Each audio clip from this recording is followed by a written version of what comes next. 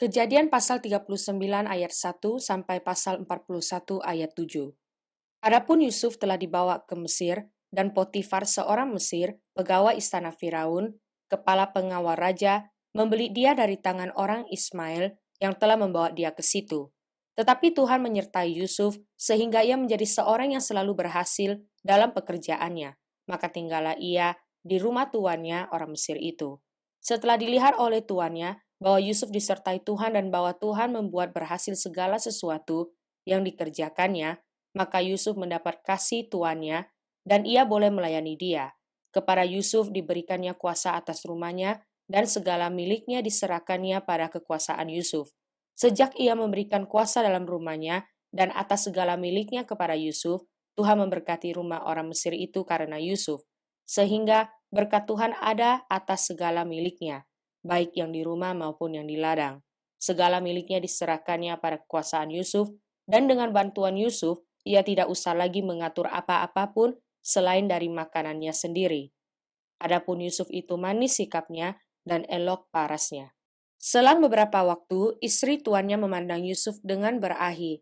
Lalu katanya, "Marilah tidur dengan aku." Tetapi Yusuf menolak dan berkata kepada istri tuannya itu, "Dengan bantuanku, tuanku itu tidak lagi mengatur apa yang ada di rumah ini, dan ia telah menyerahkan segala miliknya pada kekuasaanku. Bahkan di rumah ini ia tidak lebih besar kuasanya daripadaku, dan tiada yang tidak diserahkannya kepadaku selain daripada engkau, sebab engkau istrinya. Bagaimanakah mungkin aku melakukan kejahatan yang besar ini dan berbuat dosa terhadap Allah?" Walaupun dari hari ke hari perempuan itu membujuk Yusuf, Yusuf tidak mendengarkan bujukannya itu untuk tidur di sisinya dan bersetubuh dengan dia. Pada suatu hari masuklah Yusuf ke dalam rumah untuk melakukan pekerjaannya, sedang dari seisi rumah itu seorang pun tidak ada di rumah. Lalu perempuan itu memegang baju Yusuf sambil berkata, "Marilah tidur dengan aku." Tetapi Yusuf meninggalkan bajunya di tangan perempuan itu dan lari keluar. Ketika dilihat perempuan itu bahwa Yusuf meninggalkan bajunya dalam tangannya dan telah lari keluar, dipanggilnyalah seisi rumah itu lalu katanya kepada mereka, "Lihat, dibawanya kemari seorang Ibrani supaya orang ini dapat mempermainkan kita. Orang ini mendekati aku untuk tidur dengan aku, tetapi aku berteriak-teriak dengan suara keras.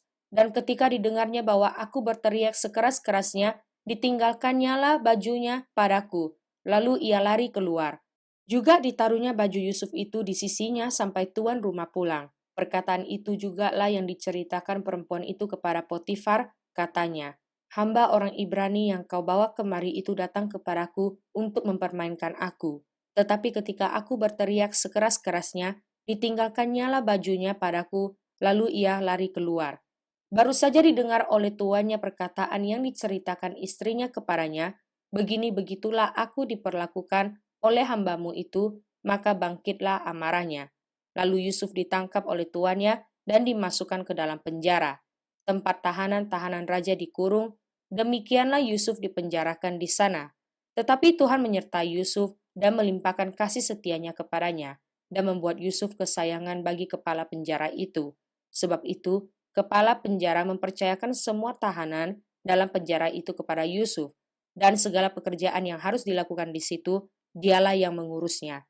Dan kepala penjara tidak mencampuri segala yang dipercayakannya kepada Yusuf, karena Tuhan menyertai dia dan apa yang dikerjakannya dibuat Tuhan berhasil.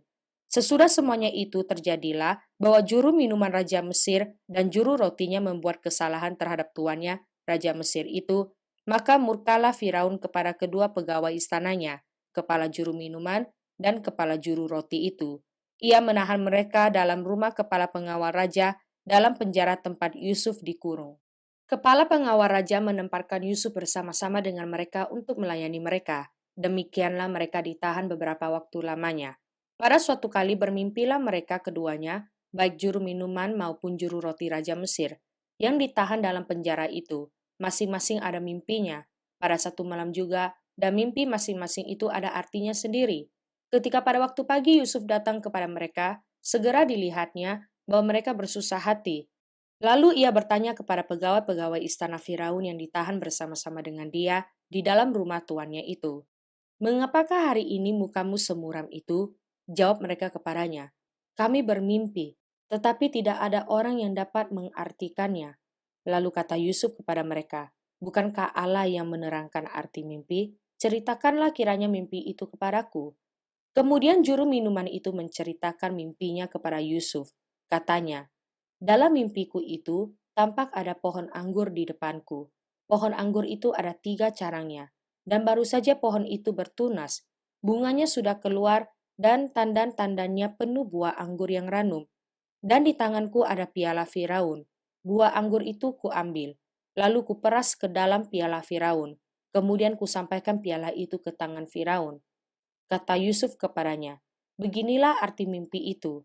Ketiga carang itu artinya 3 hari. Dalam 3 hari ini, Firaun akan meninggikan engkau dan mengembalikan engkau ke dalam pangkatmu yang dahulu, dan engkau akan menyampaikan piala ke tangan Firaun seperti dahulu kala, ketika engkau jadi juru minumannya.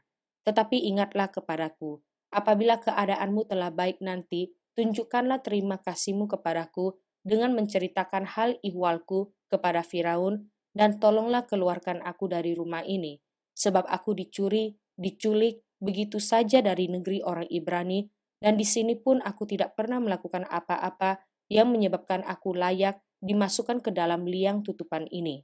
Setelah dilihat oleh kepala juru roti betapa baik arti mimpi itu, berkatalah ia kepadanya, "Aku pun bermimpi juga, tampak aku menjunjung 3 bakul berisi penganan.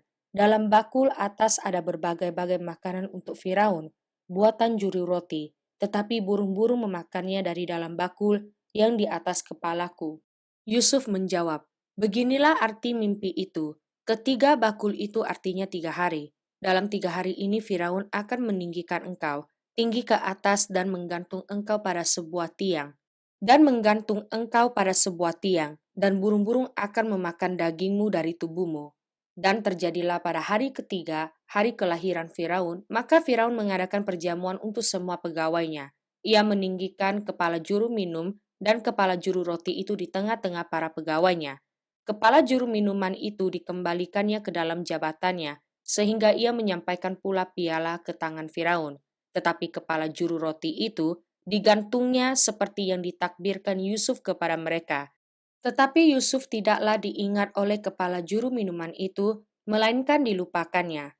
Setelah lewat 2 tahun namanya, bermimpilah Firaun bahwa ia berdiri di tepi sungai Nil. Tampaklah dari sungai Nil itu keluar 7 ekor lembu yang indah bangunnya dan gemuk badannya, lalu memakan rumput yang di tepi sungai itu. Kemudian tampaklah juga 7 ekor lembu yang lain yang keluar dari dalam sungai Nil itu, buruk bangunnya dan kurus badannya, lalu berdiri di samping lembu-lembu yang tadi di tepi sungai itu. Lembu-lembu yang buruk bangunnya dan kurus badannya itu memakan ke 7 ekor lembu yang indah bangunnya dan gemuk itu. Lalu terjagalah Firaun. Setelah itu tertidur pulalah ia dan bermimpi kedua kalinya. Tampak timbul dari satu tangkai 7 bulir gandum yang bernas dan baik. Tetapi kemudian tampaklah juga tumbuh 7 bulir gandum yang kurus dan layu oleh angin timur. Bulir yang kurus itu menelan ke 7 bulir yang bernas dan berisi tadi. Lalu terjagalah Firaun, agaknya ia bermimpi. Mazmur pasal 12 ayat 7 sampai ayat 9. Janji Tuhan adalah janji yang murni, bagaikan perak yang teruji. 7 kali dimurnikan dalam dapur peleburan di tanah. Engkau, Tuhan, yang akan menepatinya. Engkau akan menjaga kami senantiasa terhadap angkatan ini. Orang-orang fasik berjalan kemana-mana, sementara kebusukan muncul di antara anak-anak manusia. Amsal pasal 3 ayat 9 sampai ayat 10. Muliakanlah Tuhan dengan hartamu dan dengan hasil pertama dari segala penghasilanmu, maka lumbung-lumbungmu akan diisi penuh sampai melimpah-limpah, dan bejana pemerahanmu akan meluap dengan air buah anggurnya. Matius pasal 14 ayat 1 sampai ayat 21. Pada masa itu sampailah berita-berita tentang Yesus kepada Herodes, raja wilayah. Lalu ia berkata kepada pegawai-pegawainya, "Inilah Yohanes Pembaptis. Ia sudah bangkit dari antara orang mati, dan itulah sebabnya kuasa-kuasa itu bekerja di dalamnya." Sebab memang Herodes telah menyuruh menangkap Yohanes, membelenggunya dan memenjarakannya berhubung dengan peristiwa Herodias, istri Filipus saudaranya. Karena Yohanes pernah menegurnya, katanya, "Tidak halal engkau mengambil Herodias." Herodes ingin membunuhnya, tetapi ia takut akan orang banyak yang memandang Yohanes sebagai nabi. Tetapi pada hari ulang tahun Herodes, menariklah anak perempuan Herodias di tengah-tengah mereka dan menyukakan hati Herodes, sehingga Herodes bersumpah akan memberikan kepadanya apa saja yang dimintanya. Maka setelah dihasut oleh ibunya, anak perempuan itu berkata, "Berikanlah aku di sini kepala Yohanes Pembaptis di sebuah talam." Lalu sedihlah hati raja, tetapi karena sumpahnya dan karena tamu-tamunya, diperintahkannya juga untuk memberikannya. Disuruhnya memenggal kepala Yohanes di penjara. Dan kepala Yohanes itu pun dibawa orang sebuah talam, lalu diberikan kepada gadis itu, dan ia membawanya kepada ibunya. Kemudian datanglah murid-murid Yohanes Pembaptis, mengambil mayatnya, dan menguburkannya. Lalu pergilah mereka memberitahukannya kepada Yesus. Setelah Yesus mendengar berita itu, menyingkirlah ia dari situ dan hendak mengasingkan diri dengan perahu ke tempat yang sunyi. Tetapi orang banyak mendengarnya dan mengikuti dia dengan mengambil jalan darat dari kota-kota mereka. Ketika Yesus mendarat, ia melihat orang banyak yang besar jumlahnya, maka tergeraklah hatinya oleh belas kasihan kepada mereka dan ia menyembuhkan mereka yang sakit. Menjelang malam, murid-muridnya datang kepadanya dan berkata, "Tempat ini sunyi dan hari sudah mulai malam. Suruhlah orang banyak itu pergi supaya mereka dapat membeli makanan di desa-desa." Tetapi Yesus berkata kepada mereka, "Tidak perlu mereka pergi, kamu harus memberi mereka makan." Jawab mereka, "Yang ada pada kami di sini hanya 5 roti dan 2 ikan." Yesus berkata, "Bawalah kemari kepadaku." Lalu disuruhnya orang banyak itu duduk di rumput, dan setelah diambilnya 5 roti dan 2 ikan itu, Yesus menengadah ke langit dan mengucap berkat, lalu memecah-mecahkan roti itu dan memberikannya kepada murid-muridnya, lalu murid-muridnya membagi-bagikannya kepada orang banyak. Dan mereka semuanya makan sampai kenyang. Kemudian orang mengumpulkan potongan-potongan roti yang sisa, 12 bakul penuh. Yang ikut makan kira-kira 5.000 laki-laki, tidak termasuk perempuan dan anak-anak.